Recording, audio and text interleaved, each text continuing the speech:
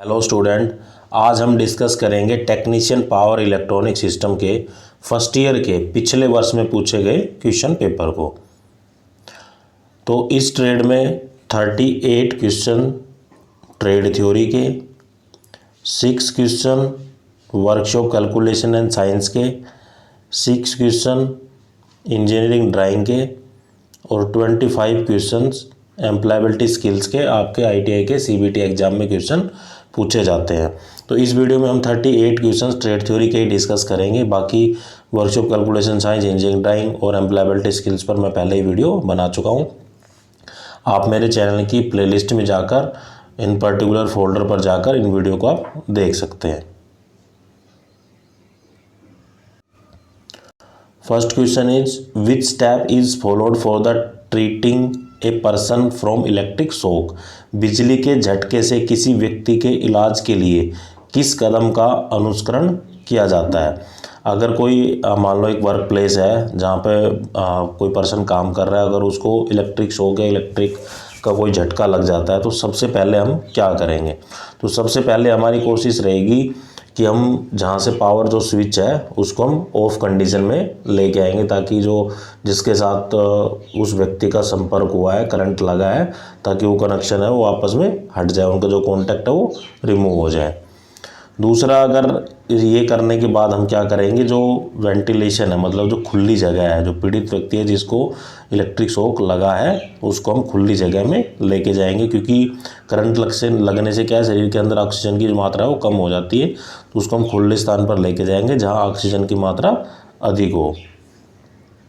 तो correct answer is option C, move the victim to a ventilation place. Victim का मतलब यह है कि जो पर्टिकुलर व्यक्ति है जिसको करंट का झटका लगा है। Next question is which tool is use to measure the size of wire. तार के आकार को मापने के लिए किस उपकरण का उपयोग किया जाता है। तो तार के आकार को मापने के लिए हम SWG या स्टैंडर्ड वायर गेज का हम उपयोग करते हैं। तो उसके अंदर क्या है कि बहुत से स्लॉट बने होते हैं, उन स्लॉट के अंदर हम वायर को डाल कर देखते हैं, तो जिस डाया में वो फिट हो जाती है तो वो उसके द्वारा हम साइज़ बता सकते हैं कि जो तार का जो साइज़ है वो क्या है। और स्टैंडर्ड वायर गेज में जो होल्स बने होते हैं उनके ऊपर साइज़ भी लिखा होता है कि ये किस साइज़ की वायर है या किस साइज़ की वायर का ये होल है। तो correct answer is option B, standard wire gauge. Next question is how the negative feedback is called. ऋणात्मक फीडबैक को क्या कहा जाता है या कैसे कहा जाता है। तो ऋणात्मक फीडबैक को हम बोलते हैं डीजनरेटिव फीडबैक या अपक्षीय प्रतिक्रिया। तो नेगेटिव फीडबैक को हम डीजनरेटिव फीडबैक भी कहते हैं। तो correct answer is option B. Next question is which is the maximum size of drill bit used in electrical hand drilling machine। विद्युत हाथ ड्रिलिंग मशीन में प्रयुक्त ड्रिल बिट का अधिकतम आकार कितना होता है। तो जो हैंड ड्रिलिंग मशीन हम यूज़ करते हैं इलेक्ट्रिकल में, जो उसके अंदर क्या है कि अलग अलग तरह की हम बिट यूज़ करते हैं, और जो मैक्सिमम साइज़ की जो बिट होती है उसका जो साइज़ होता है वो होता है 12 mm। तो correct answer is option C. Next question is which soldering instrument has hot air blowing facility. किस सोल्डरिंग इंस्ट्रूमेंट में गर्म हवा बहने की सुविधा होती है। तो जो सोल्डरिंग इंस्ट्रूमेंट होता है मेनली सोल्डर के काम में आता है, सोल्डरिंग करने के काम में आता है। जो PCB प्रिंटेड सर्किट बोर्ड होते हैं या कोई भी सर्किट बोर्ड हो उसके ऊपर हम ज़्यादातर क्या है सोल्डरिंग का उपयोग करते हैं। तो सोल्डरिंग कौन सी सोल्डरिंग की जाती है। जो सोल्डरिंग स्टेशन है, सोल्डरिंग स्टेशन इंस्ट्रूमेंट से क्या है कि गर्म हवा बहने की एक सुविधा होती है, तो क्या वो गर्म हवा फेंकता है। तो correct answer is option B. Next question is find the current I3 using the Kirchhoff's current law. तो किरचॉफ्स करंट लॉ के अनुसार हमें करंट I3 की वैल्यू को बताना है। तो जैसा कि चित्र में दिखाया गया है कि 3 करंट दिए हुए हैं I1, I2 एंड I3। तो I1 I2 की वैल्यू जो दी हुई है 2 एम्पियर, 3 एम्पियर, और I3 की हमसे वैल्यू पूछी गई है। तो जो किरचॉफ्स लॉ ये कहता है कि जो जंक्शन है, जैसे कि आप देख पा रहे हैं जहाँ तीनों करंट I1, I2, I3 जहाँ मीट कर रहे हैं तो उसको हम बोलते हैं जंक्शन। तो जंक्शन से कितने करंट आ रहा है जंक्शन की तरफ और जंक्शन से बाहर कितना तरफ करंट है वो जा रहा है, तो ये दोनों आपस में क्या है, बराबर होते हैं। तो जैसा कि है डायग्राम में, जैसे कि I1 plus I2 is equals to I3। ऐसा क्यों किया हमने, क्योंकि देखो I1 और I2 करंट क्या है, जंक्शन की तरफ आ रहे हैं, जैसे कि एरो के द्वारा आप देख सकते हो कि ये क्या कि जंक्शन की तरफ आ रहे हैं, तो I1 प्लस I2 कर दिया। और जो I3 करंट है, जो I3 का एरो है वो जंक्शन से बाहर की तरफ है। तो मतलब कहने का है कि जितना करंट आ रहा हो जंक्शन की तरफ, उसका सम इज इक्वल्स टू या बराबर होता है जितना करंट जंक्शन से बाहर की तरफ जा रहा है। तो यहाँ I1 I2 की वैल्यू दी हुई है, I1 की वैल्यू दी गई है 2 एम्पियर प्लस I2 की वैल्यू दी गई है 3 एम्पियर, तो इक्वल्स टू कितना आ जाएगा, 5 एम्पियर। तो correct answer is 5 ampere.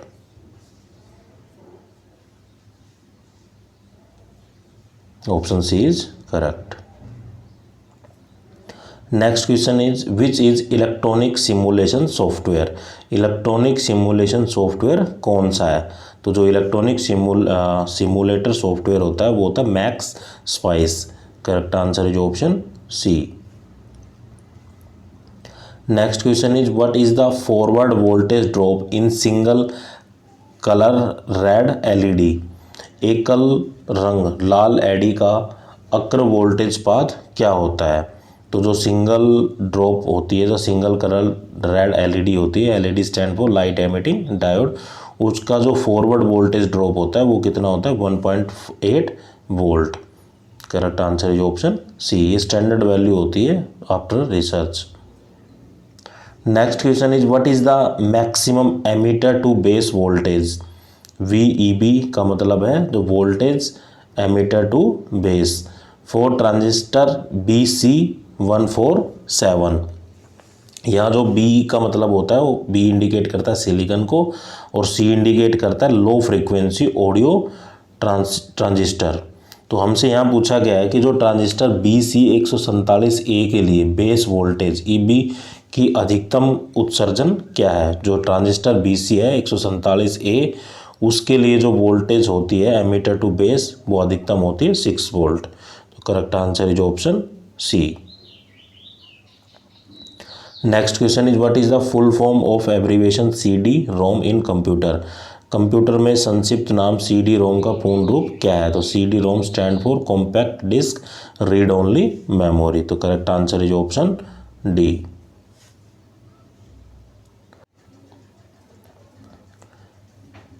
Next question is name the circuit diagram. तो एक सर्किट डायग्राम दिया गया है और हमसे नाम पूछा गया है कि यह किस तरह का सर्किट डायग्राम है। तो यह है मोनोस्टेबल मल्टी वाइब्रेटर का ये सर्किट डायग्राम है। तो correct answer is option A. तो मोनोस्टेबल मल्टी वाइब्रेटर का जो फंक्शन होता है, it is mainly use to delay the timing of the circuit. ये जो टाइमिंग को अगर देर सवेर करना हो, लेट करना हो, डिले करना हो, तो उसके काम में आता है। दूसरा का फंक्शन होता है इसका, it is mainly use for the generation of the clock pulse. ये क्लॉक पल्स जनरेशन या उत्पन्न करने के काम में भी आती है। थर्ड होता है it is mainly use for the regeneration of distorted wave. जो अपने पथ से विचलित हो जाती है उस वेव को रीजनरेट करने के काम में भी आता है monostable multi vibrator. Next question is what is connected at the serial port of the computer. Computer के सीरियल पोर्ट पर क्या जुड़ा है। तो कंप्यूटर के जो सीरियल पोर्ट पर जुड़ा होता है एक्सटर्नल मॉडम, या मॉडम की जो फुल फॉर्म होती है वो होती है modulation demodulation. MO stand for modulation, DEM stand for जो पीछे का जो DEM है उसका मतलब होता है डीमॉड्यूलेशन, और MO का मतलब होता है modulation. Next question is what is the purpose of electronic component use in radio receiver. एक चित्र दिया गया है, रेडियो रिसीवर में प्रयुक्त इलेक्ट्रॉनिक घटक का उद्देश्य क्या है। तो रेडियो रिसीवर में प्रयुक्त इलेक्ट्रॉनिक घटक का जो उद्देश्य होता है वो होता है ट्यूनिंग सर्किट। जैसा कि आपने देखा होगा कि जो हमारा जो फ्रीक्वेंसी मॉड्यूलेशन या जो FM आता है जिसपे गाने सुनते हैं, उसमें क्या है कि जो ट्यूनिंग स्टेशन होता है, जैसे 98.3 कुछ भी हमने सेट कर दिया, जहाँ पे भी अगर उस पर्टिकुलर चैनल की जो फ्रीक्वेंसी होती है उसके अनुसार वो पकड़ता है। तो जो ट्यूनिंग सेट करते हैं वो इसी से के द्वारा की जाती है, या चैनल को बदला इसी के द्वारा जाता है। Next question is what is the maximum forward gate current LG for BFW10 JFET। BFW10 JFET के लिए अधिकतम फॉरवर्ड गेट करंट LG क्या होता है? तो जो इसके लिए जो फॉरवर्ड करंट जो होता है अधिकतम वो होता है 10 मिली एम्पियर। तो यहाँ JF का जो हमारा करेक्ट आंसर होगा ऑप्शन ए, और JFET stand for junction field effect transistor. Next question is how does the value of bias register selected for the collector current in class B amplifier. वर्ग B amplifier में collector धारा या collector current के लिए अभिन्न प्रतिरोधों के मानों को कैसे चुना जाता है? तो कैसे चुनते हैं हम? Quiescent current over the cut off valve. Correct answer is option C, cut off मूल्य पर वर्तमान धारा या वर्तमान धारा।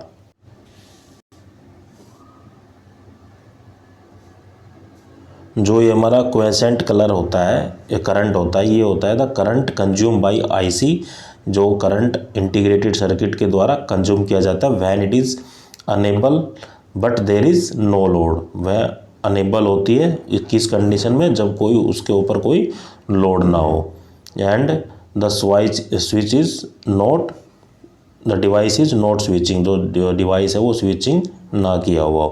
मतलब सिंपल सा कहने का ये है कि नो लोड कंडीशन में जो करंट कंज्यूम किया जाता है इंटीग्रेटेड सर्किट के द्वारा, उस करंट को हम बोलते हैं क्वीसेंट करंट।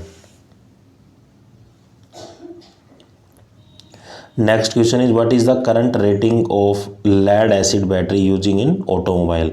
ऑटोमोबाइल में प्रयुक्त सीसा लेड एसिड बैटरी की धारा रेटिंग क्या होती है?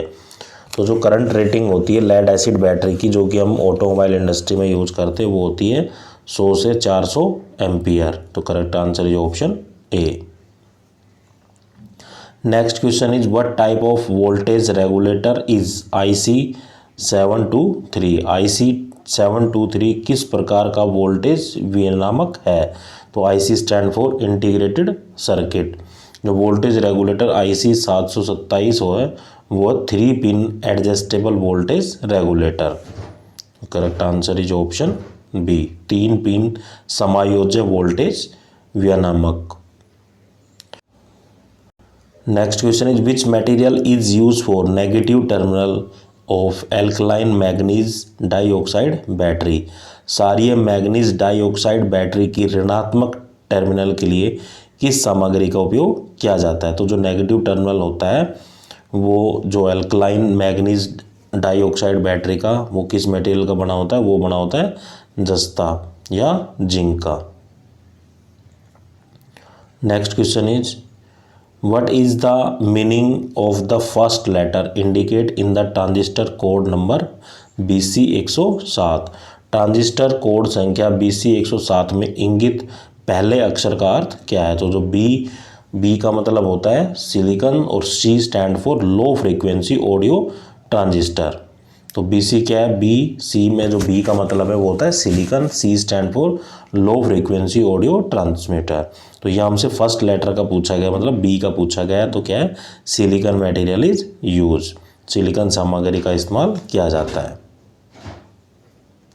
Next question is which circuit gives the output wave form.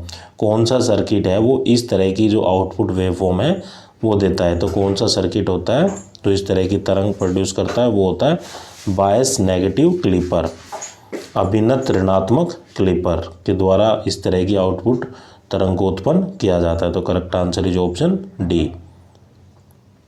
Next question is which meter is use to find the exact resistance value of register. प्रतिरोधों का सटीक प्रतिरोध मान ज्ञात करने के लिए किस मीटर का उपयोग किया जाता है? तो जो exact value of the register किसी भी रजिस्टर या किसी भी उसकी अगर हमें रेजिस्टेंस की वैल्यू को हमें ज्ञात करना है तो किस इंस्ट्रूमेंट का हम यूज करते हैं या किस मीटर का यूज करते हैं, उसको बोलते हैं ओम मीटर। तो ओम मीटर के द्वारा क्या है कि हम रेजिस्टेंस की वैल्यू को पता कर सकते हैं। वोल्ट मीटर के द्वारा हम वोल्टेज को पता करते हैं, वाट मीटर के द्वारा हम पावर को पता करते हैं और एमीटर के द्वारा हम करंट का पता करते हैं। Next question is which circuit gives the output wave form. तो किस तरह का सर्किट है, उसकी जो आउटपुट वेव फॉर्म होती है वो इस तरीके से होती है। तो वो होती है नेगेटिव क्लिपर की, ऋणात्मक क्लिपर की। तो correct answer is option A. Next question is what is the important feature of instrumentation amplifier. Instrumentation amplifier की ये महत्वपूर्ण विशेषता क्या होती है। जो इंस्ट्रूमेंटेशन एम्पलीफायर होता है वो क्या होता है कि हाई एक्यूरेसी का या हाई गेनिंग एक्यूरेसी होती है, उसकी उच्च सटीकता का एक इंस्ट्रूमेंट होता है, एम्पलीफायर होता है। तो correct answer is option A. Next question is which is the input terminal in VCO. VCO में इनपुट टर्मिनल कौन सा है। तो वीसीओ के अंदर जो इंटरम टर्मिनल होता है वो होता है पिन नंबर 5। या करेक्ट आंसर होगा हमारा option C. VCO stand for voltage controlled oscillator, voltage controlled oscillator. Next question is which code are stored in computer ROM BIOS chips. Computer ROM BIOS chip में कौन सा code संग्रहित है। तो जो कंप्यूटर की जो रोम BIOS चिप होती है उसके अंदर जो हम कोडिंग करते हैं वो किस तरह की कोडिंग होती है, वो परमानेंट कोडिंग होती है। तो correct answer is option A, permanent code या स्थायी कोड। या रोम stand for read only memory, BIOS stand for basic input output system. Next question is which is the N channel FET। कौन सा N channel FET है। तो यहाँ FET का मतलब है फील्ड इफेक्ट ट्रांजिस्टर। तो जो N चैनल FET है वो कौन सा होता है, वो होता है main current flow through an drop material. जो मुख्य धारा एन ड्रॉप सामग्री के माध्यम से बहती हो तो उसको हम बोलते हैं N channel field effect transistor. तो correct answer is option A. Next question is what is the type of flip flop circuit. तो यह किस तरह का फ्लिप फ्लॉप सर्किट है। जैसा कि यहाँ देखने से पता लग रहा है ये S है, ये R है, तो मतलब SR फ्लिप फ्लॉप सर्किट का ये डायग्राम है। तो correct answer is option RS flip flop. या R का मतलब होता है रीसेट और S का मतलब होता है सेट। तो रीसेट सेट फ्लिप फ्लॉप का यह चित्र है या सर्किट डायग्राम है। Next question is what is the name of electronic symbol. जो चित्र में एक सिंबल दिया गया है, जो इलेक्ट्रॉनिक सिंबल है उसका क्या नाम है। तो उसका नाम है field effect transistor N channel. तो correct answer is option A. Next question is how much is the maximum load current of the negative voltage regulator IC 7912। ऋणात्मक वोल्टेज विनियामक इंटीग्रेटेड सर्किट या IC 7912 का अधिकतम भार धारा कितनी होती है। तो जो IC 7912 की ऋणात्मक वोल्टेज विनियामक जो होती है वो अधिकतम होती है 2 एम्पियर। तो correct answer is option B. Next question is which 3 terminal voltage regulator IC has adjustable output. किस 3 टर्मिनल वोल्टेज विनियामक IC में समायोजक आउटपुट होती है। तो जो LM317 जो IC होती है, जो voltage regulator IC has adjustable output, तो उसकी जो आउटपुट को हम एडजस्ट कर सकते हैं किस IC के द्वारा, LM317 के द्वारा। तो correct answer is option A. Next question is which space is use to design circuit in systematic editor of the TINA software. TINA software के योजनाबद्ध संपादक में सर्किट डिजाइन करने के लिए किस स्थान का उपयोग किया जाता है। तो टीना सॉफ्टवेयर के योजनाबद्ध संपादन में सर्किट डिजाइन के लिए हम सर्किट वर्कस्पेस या सर्किट काम की जगह का उपयोग करते हैं। तो correct answer is option C. Next question is how gate is bias in JFET। कैसे गेट JFET JFET में अभिन्नत है। तो यहाँ JFET की जो फुल फॉर्म होती है वो जंक्शन फील्ड इफेक्ट ट्रांजिस्टर होती है। तो जो JFET में जो गेट जो बायस होता है वो होता है रिवर्स बायस। तो correct answer is option D. दो तरह के बायस होते हैं, forward bias and reverse bias. तो JFET में किस तरह का जो गेट का जो बायस होता है वो होता है reverse bias. Next question is what is the decimal number of binary number 0101। Binary number 0101 के लिए दशमलव संख्या क्या होती है। तो जब भी हम किसी भी बाइनरी नंबर को डेसिमल नंबर में कन्वर्ट करते हैं तो क्या करते हैं, जैसे लास्ट का हम 1 लेंगे, उसको 2 की पावर 0 से प्लस सेकंड डिजिट को उठाएंगे 0 गुना 2 की पावर 1 प्लस थर्ड डिजिट को उठाएंगे, पीछे से शुरू कर रहे हैं हम, 1 इंटू 2 की पावर 2, आगे स्पेस नहीं बच रहा, प्लस 0 इंटू में 2 की पावर 3। तो जैसे जैसे मान लो ये 0 हो जाएगा, ये 0 हो जाएगा, तो यहाँ से क्या आ जाएगा 4, यहाँ से 2 की पावर 0 होती है 1, 1 की 1 से मल्टीप्लाई करेंगे तो यहाँ से आ जाएगा 1, तो 4 प्लस 1, तो कितना आंसर आ जाएगा 5। तो correct answer is option A. Next question is how the electrical quantity measure by the meter is marked in it. Meter द्वारा मापी गई विद्युत मात्रा को इसमें कैसे चिन्हित किया जाता है। तो जो मीटर द्वारा मापी गई जो विद्युत मात्रा होती है उसको चिन्हित करने के लिए हम पैरामीटर सिंबल या पैरामीटर प्रतीकों का हम उपयोग करते हैं। तो correct answer is option C. Next question is what is the function of circuit diagram. एक सर्किट डायग्राम दिया गया, उसका फंक्शन क्या होता है। तो उसका फंक्शन होता है नेगेटिव शंट क्लिपर है वो। तो correct answer is option C.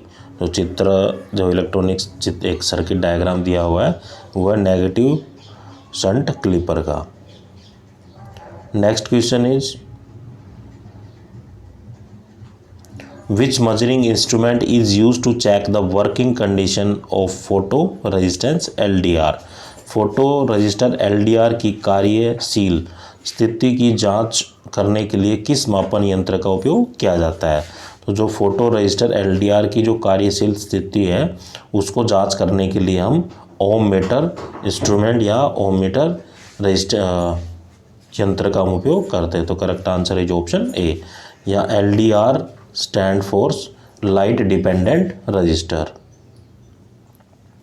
Next question is which device is unipolar transistor. कौन सा उपकरण एक ध्रुवीय ट्रांजिस्टर है।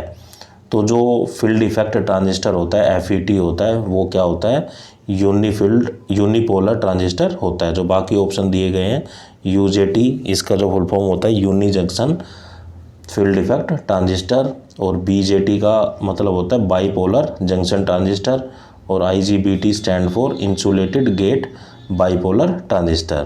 तो मैं आपको दोबारा बता देता हूँ कि जो FET फील्ड इफेक्ट ट्रांजिस्टर होता है वो होता है यूनिपोलर ट्रांजिस्टर, और जो बाकी ऑप्शन जैसे UJT है इसका जो फुल फॉर्म होता है यूनि जंक्शन ट्रांजिस्टर होता है, और BJT का जो फुल फॉर्म होता है वो होता है बाईपोलर जंक्शन ट्रांजिस्टर। तो uni junction transistor, bipolar junction transistor, और जो लास्ट ऑप्शन दिया गया है IGBT stand for insulated gate bipolar transistor. Next question is which voltage level is reach to increase the current through diac rapidly. Diac के माध्यम से current को तेज़ी से बढ़ाने के लिए कौन से वोल्टेज स्तर तक पहुंचाया जाता है। तो डायक के माध्यम से करंट को तेज़ी से या एकदम बढ़ाने के लिए हम ब्रेक ओवर वोल्टेज का या ब्रेक ओवर वोल्टेज स्तर तक पहुंचाई जाती है। तो correct answer is option B.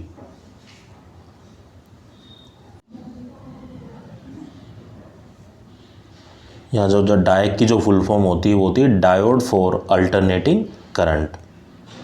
दोस्तों अगर आपने अभी तक मेरे चैनल को सब्सक्राइब नहीं किया है तो प्लीज़ सब्सक्राइब करें। बाकी जो वर्कशॉप कैलकुलेशन साइंस है, इंजीनियरिंग ड्राइंग का है, वो मैं उस पर क्या है कि अलग से वीडियो बना चुका हूँ। बाकी आप यहाँ भी इन क्वेश्चनों को देख सकते हैं कि किस तरह से आपके एग्ज़ाम में क्वेश्चन पूछे जाते हैं। बाकी मैं इनके लिए अलग से वीडियो बना चुका हूँ। आप मेरे चैनल की प्लेलिस्ट में जाकर इन पर्टिकुलर वीडियो को आप देख सकते हैं। ये एम्प्लॉयबिलिटी शुरू हो गई अब। तो टोटल आपके एग्ज़ाम में क्या है, 75 या 75 क्वेश्चन पूछे जाते हैं और प्रत्येक क्वेश्चन 2 अंक का होता है। तो टोटल 150 मार्क्स का आपका पेपर होता है। तो ये हमारा एम्प्लॉयबिलिटी का पोर्शन है। थैंक यू दोस्तों।